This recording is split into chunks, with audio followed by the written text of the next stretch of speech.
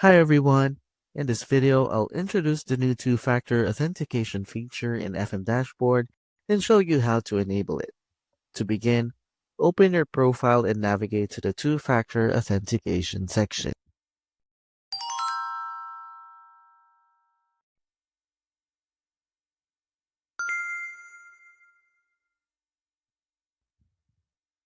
Click Setup Two-Factor Authentication to start the setup process.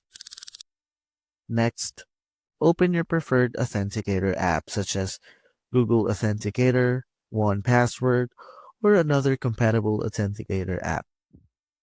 You can either scan the QR code displayed on the screen or manually enter the setup key into your Authenticator app.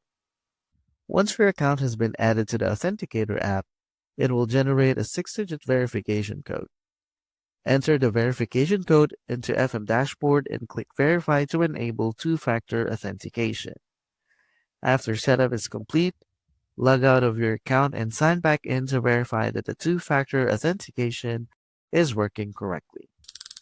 This new security feature helps protect your FM Dashboard account by requiring a verification code from your Authenticator app each time you sign in.